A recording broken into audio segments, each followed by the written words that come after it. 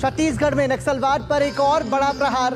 गरियाबंद में 1 करोड़ रुपए के इनामी जयराम उर्फ चलपति समेत मुठभेड़ में 25 नक्सली ढेर। मुख्यमंत्री विष्णुदेव साय ने कहा, प्रधानमंत्री के नक्सलवाद के खात्मे के संकल्प को करेंगे पूरा।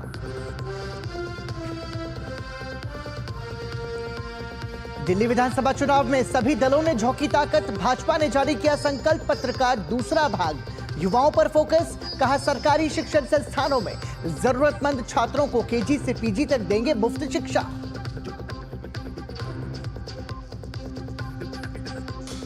तेज हुई संभल हिंसा की जांच। मामले की पड़ताल के लिए फिर संभल पहुंचा न्यायिक जांच आयोग। 3 सदस्यीय आयोग ने किया हिंसा प्रभावित इलाकों का दौरा। घटना से संबंधित लोगों के बयान भी किए दर्ज।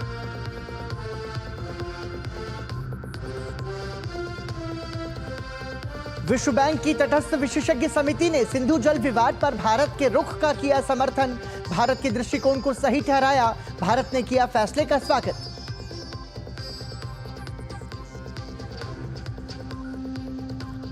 और राष्ट्रपति का पद संभालते ही डोनाल्ड ट्रंप ने लिए धुआंधार फैसले।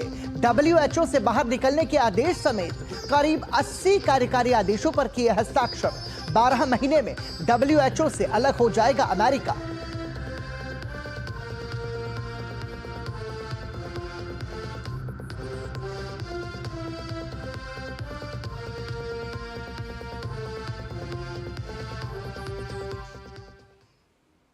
और सबसे पहली खबर राजस्थान से।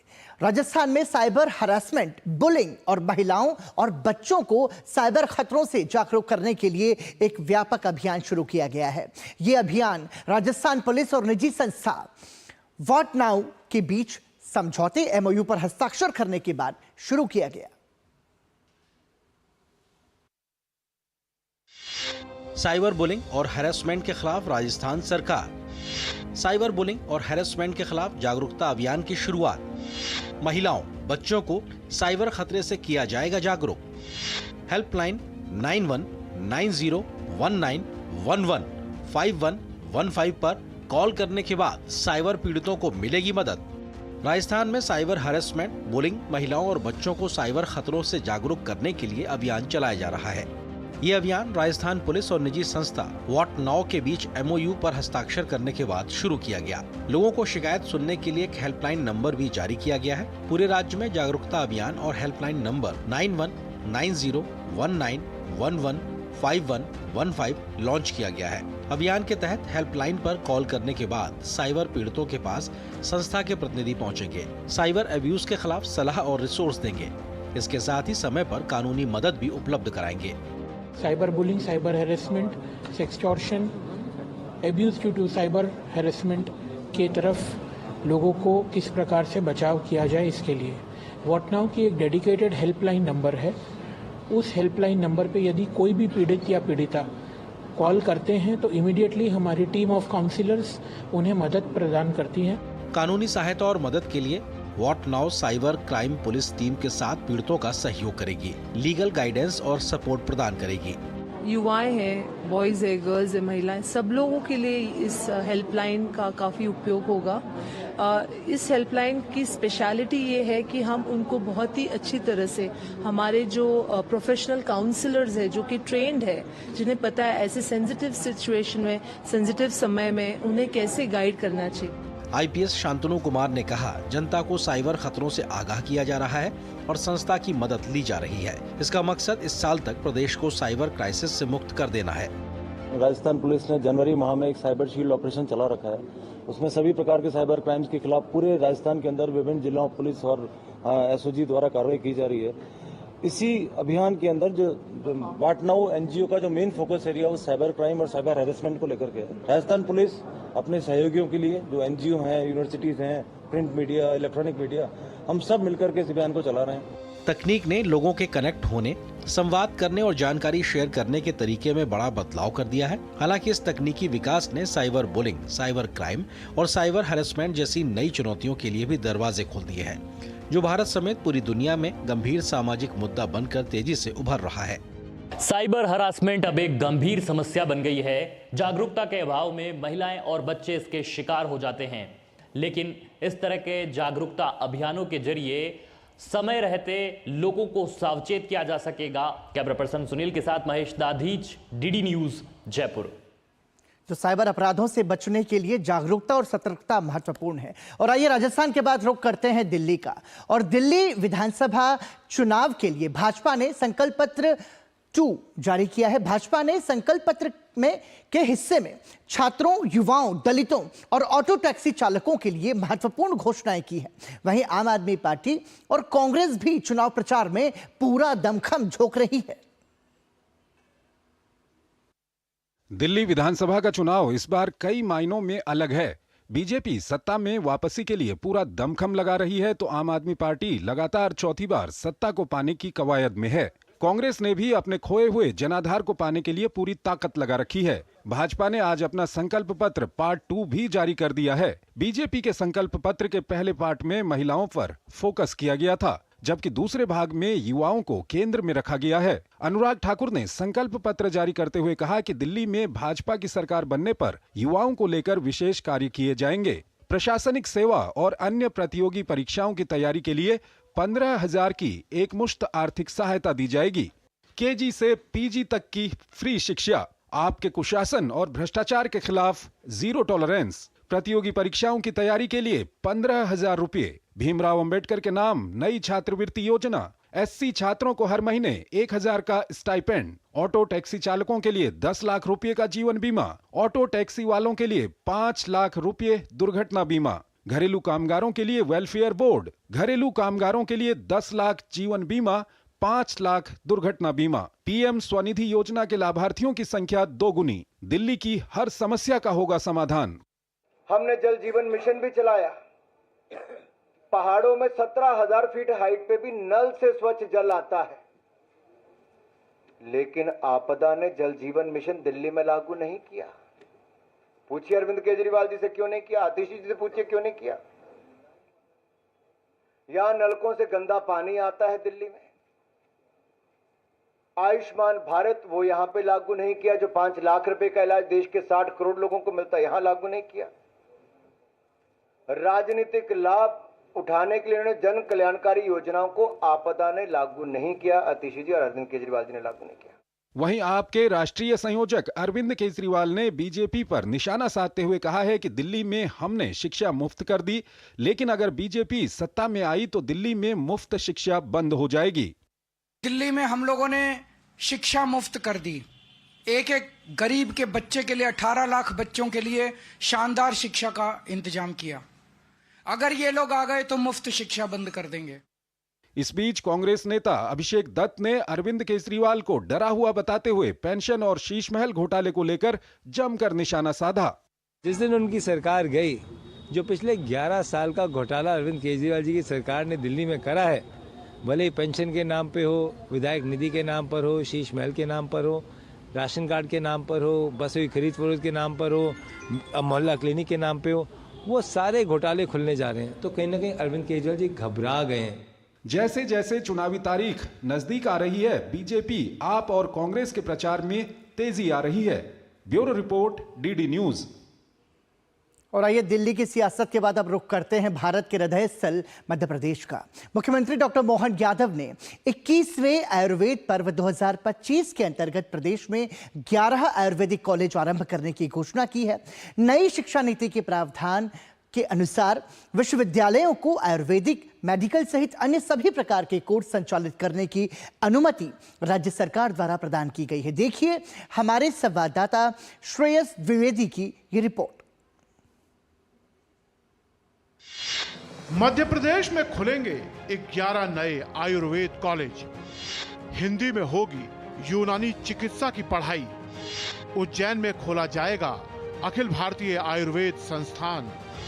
मध्य प्रदेश में बनेगा अंतर्राष्ट्रीय वैदिक न्यायालय। मध्य प्रदेश में मेडिकल कॉलेजों की तर्ज पर अब 11 नए आयुर्वेद कॉलेज खोले जाएंगे।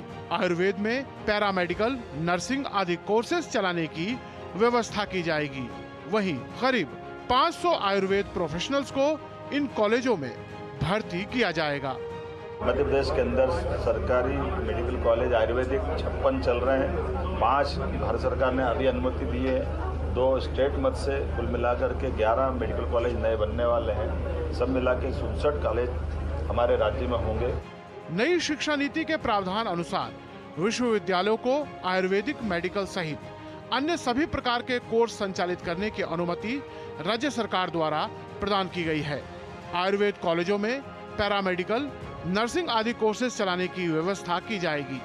आयुर्वेद से जुड़े क्लिनिक और नर्सिंग होम के पंजीयन की प्रक्रिया अब तक स्वास्थ्य विभाग करता था, जिसमें कई प्रकार की परेशानी होती थी। लेकिन अब आयुर्वेद विभाग से जुड़े क्लिनिक और नर्सिंग होम का पंजीयन आयुष विभाग करेगा। वहीं यूनानी चिकित्सा की शिक्षा भी हिंदी भाषा में दी जाएगी। इसके साथ ही उज्जैन में अखिल भारतीय आयुर्वेद संस्थान खोला जाएगा, जिसका प्रस्ताव भारत सरकार के पास विचाराधीन है। हमारे पास 55 जिले सरकारी है, लेकिन 56 मेडिकल कॉलेज अभी मध्य प्रदेश में हमारे यहाँ पर कार्यरत है, जिनपे हम अपने 9,500 विद्यार्थियों को अपनी इस विधा से जोड़ रहे हैं। और ऐसे में जब हम अपने 11 जोड़ेंगे तो 55 से ये खसक करके 67 तक जाएगी। आयुर्वेद के माध्यम से ही 100 वर्ष जीने के लक्ष्य को साकार कर जीवते शरद शतम के भाव को सिद्ध किया जा सकता है। आयुर्वेद आयु की प्रत्येक अवस्था में बेहतर जीवन जीने का प्रामाणिक मार्ग है। मध्य प्रदेश सरकार प्रधानमंत्री मोदी के मेक इन इंडिया मंत्र के साथ हील इन इंडिया मंत्र को भी बढ़ावा दे रहा है। भारत में दुनिया के स्वास्थ्य और तंदुरुस्ती की राजधानी बनने की अपार संभावनाएं हैं, जिसमें मध्य प्रदेश सिरमौर बनने को तैयार दिखाई दे रहा है। कैमरा पर्सन चंद्रमोहन के साथ श्रेयस द्विवेदी, डीडी न्यूज भोपाल। यहाँ रुक रहे हैं एक छोटे से ब्रेक के लिए। ब्रेक के बाद आपको बताएंगे कैसे छत्तीसगढ़ में हो रहा है लाल आतंक का ताबड़तोड़ अंत। बने रहिए हमारे साथ। खाने में कुछ स्वाद नहीं है। अरे किफायती लाल, सस्ते वाले दाल मसाले स्वाद हुआ बेकार। इधर कीमती लाल को देखो, खाना बना कमाल। MDH की हल्दी मिर्ची धनिया करे कमाल। ये रंग दे, ये खुशबू दे, ये तीखा, ये कम पड़े। क्या निराला MDH मसाला। मेरी पसंद, मेरी पसंद, मेरी पसंद, मेरी पसंद, हमारी पसंद, हम सबकी पसंद। मजबूत देश का मजबूत सरिया हो गया स्टील। रिटायरमेंट प्लानिंग के लिए तेरा SIP के बारे में क्या ख्याल है? रिटायरमेंट अभी तो पूरी लाइफ बाकी है यार। और तुझे नहीं लगता अगर रिटायरमेंट के बारे में अभी से नहीं सोचे तो आगे जाके प्रॉब्लम होगी? पर रिटायरमेंट के बारे में सोचना क्यों है इतना जरूरी? जब तक आप रिटायर हो जाएंगे महंगाई काफी ज्यादा बढ़ जाएगी और आपकी इनकम वो तो रुक ही जाएगी। इसीलिए आज ही म्यूचुअल फंड्स में SIP शुरू कीजिए और हर महीने थोड़ा थोड़ा करके धन इकट्ठा कीजिए एक कंफर्टेबल रिटायर्ड लाइफ जीने के लिए। अधिक जानकारी के लिए अपने वित्तीय सलाहकार से परामर्श करें। LIC म्यूचुअल फंड द्वारा निवेशक शिक्षा की एक पहल। म्यूचुअल फंड निवेश बाजार जोखिम के अधीन है। योजना से संबंधित सभी दस्तावेजों को ध्यान से पढ़ें। MDH का किचन किंग किचन में हो तो हम सब कुछ बना सकते हैं। बैंगन का भरता, आलू गोभी, भिंडी मसाला और भी बहुत कुछ। MDH। एक बार फिर आपका स्वागत। आप देख रहे हैं भारत एट 7 और आइए अब रुक करते हैं छत्तीसगढ़ का। छत्तीसगढ़ में नक्सलियों के खिलाफ सुरक्षा बलों की बड़ी सफलता की खबर है और करीब 2 दर्जन से ज्यादा नक्सली मारे गए हैं, जिनमें एक बड़ा नक्सली कमांडर जयराम उर्फ चलपति भी शामिल है, जिसके ऊपर 1 करोड़ का इनाम था। छत्तीसगढ़ में लाल आतंक के खिलाफ सुरक्षा बलों की ताबड़तोड़ कार्रवाई। छत्तीसगढ़ में गरियाबंद में 25 नक्सली मारे गए। 1 करोड़ का इनामी नक्सली भी ढेर। मारा गया खूंखार नक्सली जयराम उर्फ चलपति। मारे गए नक्सलियों के शव और हथियार बरामद। 1 SRR सहित भारी मात्रा में गोला बारूद, IED बरामद। ओडिशा, छत्तीसगढ़ पुलिस और CRPF की संयुक्त ऑपरेशन। छत्तीसगढ़ में लाल आतंक यानी नक्सलियों के खिलाफ सुरक्षा बलों की ताबड़तोड़ कार्रवाई जारी है। राज्य में बस्तर जिले के बाद गरियाबंद में दर्जनों नक्सली मारे गए हैं। पुलिस जवानों ने गरियाबंद जिले के जंगलों में नक्सलवाद पर बड़ा प्रहार किया है। मुठभेड़ में जवानों ने दर्जनों नक्सली ढेर कर दिए हैं। जिसमें 1 करोड़ का इनामी नक्सली जयराम उर्फ चलपति भी मारा गया है। सभी के शव और हथियार बरामद कर लिए गए हैं। मृत नक्सलियों में माओवादियों के सीनियर कैडर शामिल हो सकते हैं, जिनकी शिनाख्त की जा रही है। सुरक्षा बलों द्वारा एक SLR सहित बड़ी मात्रा में आग्नेयास्त्र, गोला बारूद और IED बरामद किए गए हैं। रविवार रात से ही रुक रुक कर फायरिंग हो रही है। कुल्हाड़ी घाट स्थित भालू डिग्गी जंगल में 1000 जवानों ने 60 नक्सलियों को घेर रखा है। दरअसल 19 जनवरी की रात से ही ओडिशा के नुआपाड़ा जिले की सीमा से महज 5 किलोमीटर दूर छत्तीसगढ़ के कुल्हाड़ी घाट रिजर्व फॉरेस्ट में बड़ी संख्या में माओवादियों की मौजूदगी की खुफिया सूचनाएं मिल रही थीं, जिसके बाद ओडिशा और छत्तीसगढ़ पुलिस और CRPF कर्मियों द्वारा ओडिशा के नुआपाड़ा जिले और छत्तीसगढ़ के गरियाबंद जिले के सीमावर्ती क्षेत्रों में एक संयुक्त अंतर्राज्यीय अभियान शुरू किया गया था। केंद्रीय गृह मंत्री अमित शाह ने छत्तीसगढ़ में नक्सलियों के एनकाउंटर को बड़ी उपलब्धि बताया है। Operation was carried out about 5 kilometers away from our border into Gariyaband. In early hours of the morning, there was exchange of fire between Naxals and security forces. Naxalites have been killed. Large amount of arms, ammunition and IEDs have been recovered. Gariaband मुठभेड़ पर छत्तीसगढ़ के मुख्यमंत्री विष्णुदेव साय ने कहा कि हमारी सरकार नक्सलवाद को खत्म करने के लिए काम कर रही है। गरियाबंद जिले के मैनपुर थाना के अंतर्गत कुल्हाड़ी घाट में माओवादियों के साथ हमारे सुरक्षा बलों का मुठभेड़ हुई है और अभी तक 1 दर्जन से अधिक माओवादियों के मारे जाने की सूचना मिली है और 1 हफ्ते के अंदर ही ये 2 बड़ी मुठभेड़ नक्सलियों के साथ हुई है और हमारे जवानों को भारी सफलता मिली है। नक्सलियों के गढ़ बस्तर संभाग को नक्सलवाद से मुक्त कराने के लिए छत्तीसगढ़ में जवानों ने अभियान चला रखा है। अब ओडिशा और छत्तीसगढ़ के सीमावर्ती क्षेत्रों में भी लगातार नक्सलियों का एनकाउंटर हो रहा है। DD न्यूज के लिए रायपुर से सोमेश पटेल की रिपोर्ट। और आइए एक बार फिर रुक करते हैं मध्य प्रदेश का। वर्ष 2025 मध्य प्रदेश के मालवा की महारानी पुण्य श्लोका अहिल्या देवी का 300वां जयंती वर्ष है। लिहाजा मध्य प्रदेश की सरकार अहिल्या देवी को अपनी अगली कैबिनेट समर्पित करने जा रही है। ये बैठक भोपाल में मंत्रालय में नहीं बल्कि लोक माता की राजधानी रही धार्मिक नगरी महेश्वर में आयोजित होगी। 2025 पुण्य श्लोका अहिल्या देवी का 300वां जन्म जयंती वर्ष। MP सरकार ने अहिल्या देवी की 300वीं जन्म जयंती मनाने का निर्णय लिया। लोकमाता की राजधानी रही धार्मिक नगरी महेश्वर में MP सरकार की अगली कैबिनेट बैठक। अहिल्या देवी का जीवन त्याग, नारी सशक्तिकरण, धर्म और न्याय के आदर्शों से प्रेरित। देवी अहिल्याबाई ने शिक्षा और धर्म के माध्यम से समाज में एकता और सामंजस्य बढ़ाया।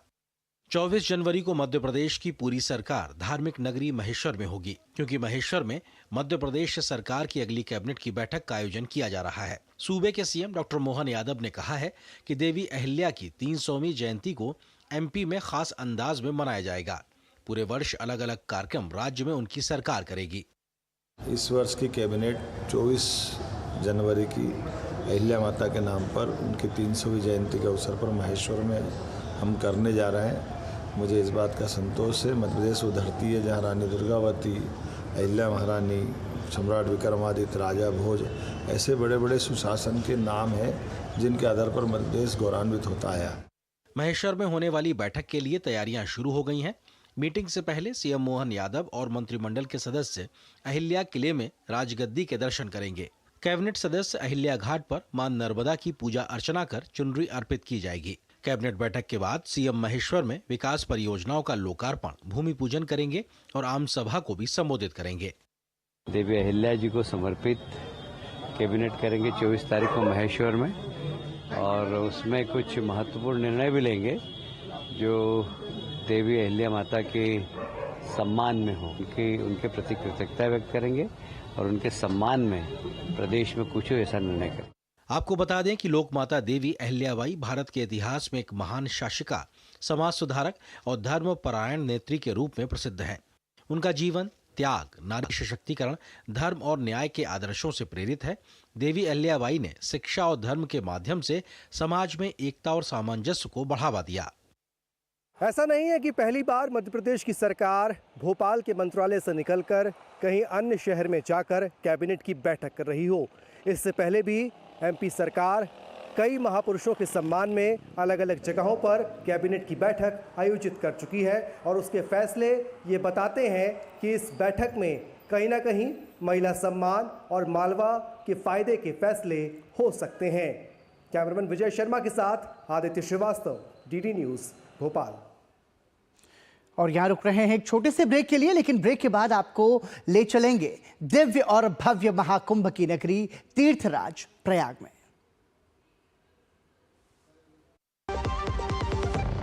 गोल्डी मसाले के 100 ग्राम के स्पेशल पैक्स में फ्रेशनेस लॉक है। ऐसे गोल्डी मसाले जहां जाएं रिश्ते बनाएं। जब धरती चीर कर निकलता है लोहे का पत्थर और मिलता है मोंगिया के जोश से, फिर तपता है, पिघलता है और बनता है फौलाद। अब होता है सरिया सारी खूबियों के साथ। मोंगिया स्टील, मजबूत देश का मजबूत सरिया। मुथूट फाइनेंस पेश करते हैं गोल्ड लोन मेला। गोल्ड लोन लेने पर और कस्टमर रेफर करने पर पाइए सुनहरा मौका, लाखों के गिफ्ट वाउचर जीतने का, साथ ही साथ जीतें आप 24 कैरेट खरा सोना। गोल्ड लोन लेने के लिए आज ही मुथूट फाइनेंस की ब्रांच में जाइए या फिर कॉल कीजिए 1-800-313-1212।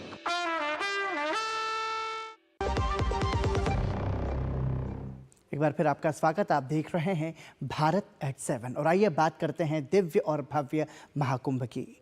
क्या आप जानते हैं कि महाकुंभ में त्रिवेणी संगम में पवित्र डुबकी लगाने से न केवल आपका शरीर शुद्ध होता है बल्कि आपकी आत्मा को भी परम शांति मिलती है।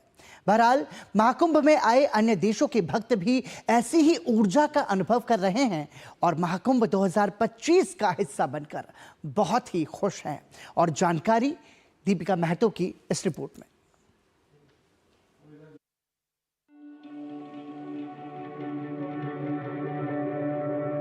प्रयागराज में चल रहे महाकुंभ 2025 में दुनिया भर से आ रहे श्रद्धालुओं का सबसे बड़ा जमावड़ा देखने को मिल रहा है। इनका उद्देश्य ध्यान लगाना और गंगा, यमुना और पौराणिक सरस्वती नदियों के संगम त्रिवेणी में पवित्र डुबकी लगाना है। महाकुंभ का पर्व विविधता में एकता का भी उदाहरण है। विदेशी श्रद्धालु हर रोज पवित्र डुबकी लगाते हैं, पवित्र अनुष्ठान करते हैं, हरि नाम और ईश्वर का नाम जपते हैं और आस्था और भक्ति के इस पर्व का आनंद लेते हैं।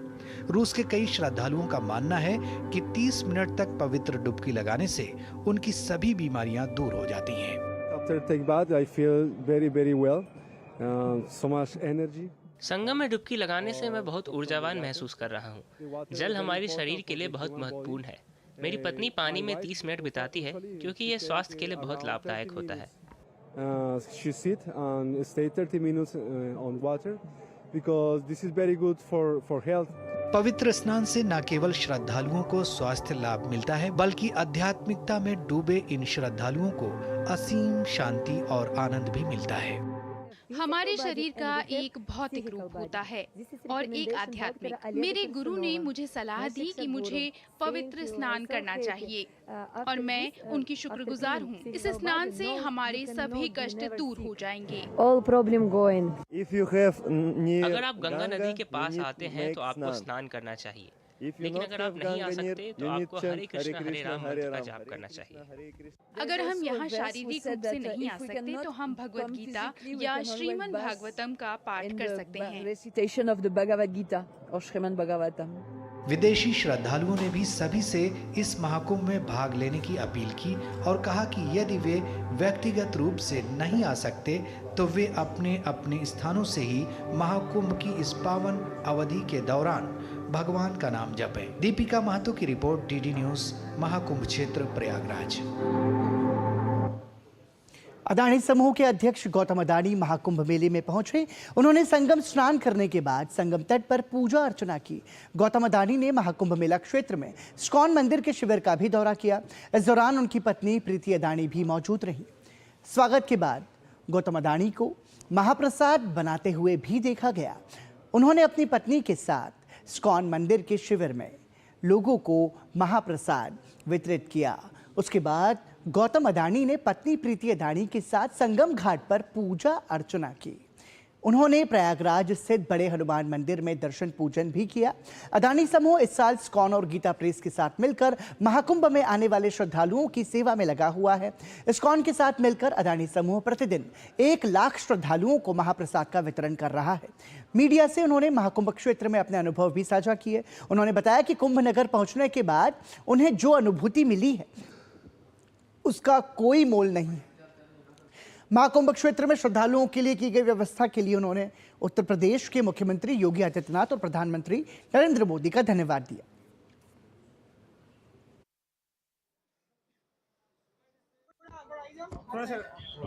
एक बहुत अद्भुत अनुभव हुआ है। मैंने भी ऐसा सोचा नहीं था। जो यहाँ आके जो अनुभव मिला है वो आम और नहीं है। यहाँ की जो व्यवस्था और भव्यता जो बनाई हुई है, तो मैं सच्चे दिल से प्रधानमंत्री नरेंद्र मोदी जी और मुख्यमंत्री योगी जी, ये अपने सब भारतवासियों की तरफ से मैं उनको धन्यवाद दूंगा। मैनेजमेंट इंस्टीट्यूट और कॉर्पोरेट हाउस के लिए भी एक रियली संशोधन का विषय है। और इसी के साथ ही भारत एट 7 में अभी के लिए इतना ही। दीजिए अनुमति। नमस्कार।